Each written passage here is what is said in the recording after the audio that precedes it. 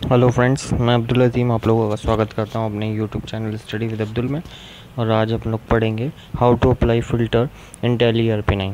तो देखिए, सबसे पहले मैं आप लोगों को बता देता हूं कि फ़िल्टर क्या होता है।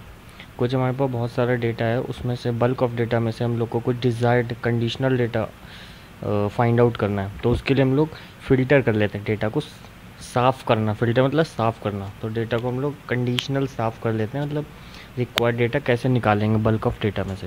तो मैं ज़्यादा देर न लगाते हुए टैली पर चलता हूँ, कर लेता हूँ। और यहाँ पर मैंने एक अपनी कंपनी बनाई हुई है स्टडी विद अब्दुल नाम से। इसमें मैं जाता हूँ तो सबसे पहले हमारा डेटा जो भी मैं आपको बताना चाहता हूँ वाउचर एंटर करेंगे वो डे बुक में ही मिलते हैं। तो हमें कैसे जाना होता है डे बुक में, डिस्प्ले और उसके बाद डे बुक। अब मैं यहाँ पर आ गया हूँ तो देखिए यहाँ पर मैंने एक ही एंट्री दिख रही थी, तो मैं इसको सारी एंट्री कैसे शो कराऊंगा। देखिए यहाँ पे जो पीरियड मेरा चल रहा है वो चल रहा है सिर्फ 2 अगस्त 2017 की एंट्रीज दिखा रहा है, लेकिन मुझे अपना डेटा पूरा निकालना है। तो हम क्या करेंगे, Alt F2 प्रेस करेंगे। यहाँ पर क्या प्रेस करेंगे, Alt F2। देखिए यहाँ पर दिखा भी रहा है। सबसे पहले मैं आप लोगों को बताना चाहूँगा, चलिए, कि ये F1 के नीचे लाइन खींचिए। इसका मतलब है F1 को आपको Alt के साथ यूज़ करना है। और जब कभी भी किसी भी, अब यहाँ पर जैसे कि लिखा है F2 और इसके नीचे लाइन है तो डायरेक्ट F2 प्रेस करना है। यहाँ पे F2 के नीचे लाइन है तो Alt F2, ठीक है। ऐसे ही पीरियड चेंज करने के लिए Alt F2 है और डेट चेंज करने के लिए F2 है। तो मैं Alt F2 कर देता हूँ यहाँ पर। और मैंने यहाँ पे 1 जुलाई से एंट्री की है, तो 1 जुलाई से 2 अगस्त तक की देख लेते हैं। देखिए मेरी सारी एंट्रीज शो होने लगी। और दोस्तों नीचे मैं आपको एक चीज़ और बताना चाहूँगा कि जब कभी भी, जैसे ये F4 है, इसके नीचे अगर 2 लाइनें खींची हैं तो उसका मतलब है कि आपको इसके साथ कंट्रोल को यूज़ करना है। Alt equal to single line और control equal to double line. तो अब यहाँ पे मैं आप लोगों को फ़िल्टर लगाना सिखाता हूँ। तो फ़िल्टर यूज़ करने के लिए देखिए यहाँ पे फ़िल्टर को बोलते हैं रेंज। तो रेंज के लिए यहाँ पे कौन सा बटन दिया है, ये दिया है, ठीक है, F12 के नीचे लाइन है, इसका मतलब ये ऑल्ट के साथ यूज होगा। तो यहाँ पे क्या करना, Alt F12। तो दोस्तों यहाँ पे वाउचर सिर्फ वाउचर पे ही तो लगा सकते हैं, उसके बाद यहाँ पे बहुत सारे क्राइटेरिया हैं। तो उसके लिए मैंने एक असाइनमेंट तैयार किया है, अगर आप लोगों को चाहिए होगा तो मेरे टेलीग्राम चैनल पे मिल जाएगा। तो मैं यहाँ पे जाकर दिखाता हूँ आपको। यहाँ पे ओनली 10 क्वेश्चन हैं, ठीक है। Apply filter for the following. तो पहला जो हमारा है, find out the transactions of Indian private limited, मतलब पार्टी के नाम से ढूंढना है, लेजर के नाम से। तो यहाँ पे हमें क्या करना है, हैविंग लेजर। अब यहाँ पे लेजर अमाउंट भी आ रहा है और लेजर्स भी आ रहा है, तो हमें लेजर्स को सिलेक्ट करना है। अब यहाँ पे मुझे नाम से ढूंढना है ना, तो आप उसके एड्रेस से, closing balance, group name, mailing name, opening balance, ठीक है, जो भी उससे आप सिलेक्ट कर सकते हैं। अब मुझे नेम लिखा है और यहाँ पे क्या है, एज एम्प्टी की खाली है, एज नॉन एम्प्टी की खाली नहीं है। कंटेनिंग मतलब जो मैं लिखने वाला हूँ वो उसके नाम में कंटेन करेगा और आगे पीछे कुछ और भी हो सकता है। एंडिंग विद, इससे एंड हो रहा है। इक्वल टू यही होगा। ग्रेटर देन, लेस देन, ये तो आपको लोग समझते हो लॉजिकल वैल्यूज है, मतलब नंबर्स पे लगा सकते हैं, टेक्स्ट पे नहीं लगा सकते हैं। नॉट कंटेनिंग की ये चीज़ कंटेन नहीं करेगी। नॉट एंडिंग विद, इससे ख़त्म नहीं होगा। नॉट इक्वल टू, इसके बराबर नहीं होगा। नॉट स्टार्टिंग विद, इससे स्टार्ट नहीं होगा। स्टार्टिंग विद स्टार्ट होगा। तो मुझे क्या है, मैं जो एज यूजुअल मैं यूज़ करूँगा और कंटेनिंग करूँगी, भाई ये मिल सकता है उसमें। अब सपोज को इंडियन प्राइवेट लिमिटेड था तो मैं यहाँ पे इंडियन ही सिर्फ सिलेक्ट करता हूँ और एंटर कर देता हूँ, तो वो सारे ट्रांजेक्शन्स मुझे दिखा देगा इंडियन प्राइवेट लिमिटेड के। 3 ट्रांजेक्शन है, परचेज और डेबिट नोट, ठीक है। उसके बाद दोस्तों हम लोग वापस चलेंगे, ऑल टैब से मैं वापस आया हूँ। अब यहाँ पर मैं क्या करना है, find out the transaction which are above 1 lakh. अब देखिए यहाँ पे क्या है, अबव तो मिलेगा नहीं, तो अबव की, बट ऑब्वियस सी बात है कि यहाँ पर हम लोग ग्रेटर देन की बात कर रहे हैं। तो यहाँ पे देखिए अमाउंट की बात हो रही है, तो लेजर अमाउंट को सिलेक्ट करना पड़ेगा। और यहाँ पे मैं क्या बोल रहा हूँ, ग्रेटर देन, मतलब अबव है ना, तो ग्रेटर देन ले लेंगे। अब यहाँ पे मैं आपको बताना चाहूँगा, ग्रेटर देन का मतलब होता है ग्रेटर देन और इक्वल टू। अगर मैं करूँ ग्रेटर देन 1 लाख, इसका मतलब हो गया 1 लाख और 1 लाख से ऊपर वाले, ठीक है ना। यहाँ पे वो क्या करेगा, 1 लाख और 1 लाख से ऊपर वाले ट्रांजेक्शन दिखाएगा, मतलब 1 लाख वाला भी अगर कुछ पूरा 1 लाख का ट्रांजैक्शन है तो वो भी शो कर देगा, ठीक है। तो यहाँ पर देखिए 1 लाख से ऊपर जितने भी ट्रांजैक्शन थे उसने सारे ट्रांजैक्शन हमें शो कर दिए। अब मैं तीसरे क्वेश्चन के ऊपर जाता हूँ, find out the transaction which are equal to 3192, मतलब 3192 रुपये का कुछ ट्रांजेक्शन है, उसको हमें फाइंड आउट करना है। तो अगेन ऑल्ट F12, यहाँ पे लेजर अमाउंट सही रहेगा, यहाँ पर हमें सिर्फ इक्वल टू ले लेना है और यहाँ पे 3192 डाल देना है और एंटर। अब देखिए यहाँ पर एक क्रेडिट नोट बना था 3192 रुपये का, जो कि वो शो कर रहा है। तो ऐसे ही हम लोग थर्ड क्वेश्चन को कंप्लीट किए। Fourth question, find out the transaction which have quantity 40 piece. मतलब कुछ आपने सामान बेचा है, सेल्स इनवॉइस होगी उसमें 40 या परचेज इनवॉइस होगी, उसमें क्या होगा कि आपने उसको 40 पीस बेचे हैं या खरीदे हैं, जो भी हो सकता है सेल परचेज, लेकिन 40 पीस का होना ज़रूरी है। तो हम लोग क्या करेंगे यहाँ पे इस आइटम को देख लेते हैं। क्वांटिटी, अब ये एक्चुअल और बिल्ड, ये दोनों अलग कॉन्सेप्ट हैं जो कि हम लोग अभी नहीं समझते हैं, लेकिन थोड़ा सा हिंट देते हैं। एक्चुअल और बिल्ड अलग अलग ऐसे होती हैं, मान लीजिए मैंने कुछ ऑफर चल रहा है कि 10 चीज़ें खरीदोगे तो 2 फ्री मिलेंगी। तो अब जब बिल हम लोग बनाएंगे तो एक्चुअल में तो मैं आपको 12 चीज़ें दे रहा हूँ, लेकिन जो बिलिंग कर रहा हूँ, पैसा आपका जिसका ले रहा हूँ वो 10 का ले रहा हूँ। तो वहाँ पे एक्चुअल और बिल्ड क्वांटिटी अलग अलग हो जाती है इन ऑफर्स में।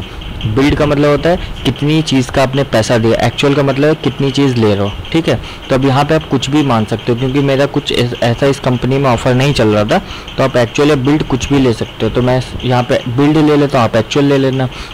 इक्वल टू कितना बता रहा था, 40, ठीक है। तो यहाँ पे ये बता रहा है, देखिए इन्होंने क्रिकेट बैट खरीदे हैं ये 40 नंबर्स, ठीक है, सेल्स इनवॉइस में। तो अब हम लोग वापस चलते हैं अपना क्वेश्चन नंबर 5 की ओर। क्वेश्चन नंबर 5 में कह रहा है find out the transaction which have item BMX bicycle. अब देखिए यहाँ पे क्या स्टॉक आइटम का नेम बता दिया उसने कि आइटम बेचा है या खरीदा, उससे मतलब नहीं, लेकिन उसमें स्टॉक आइटम क्या होना चाहिए, BMX साइकिल। अब देखिए स्टॉक आइटम तो यहाँ पे उसका नाम हमें पता है, तो यहाँ पे नाम पे जाएंगे, फिर से कंटेनिंग ले लो, वो ज़्यादा प्रीफरेबल होता है।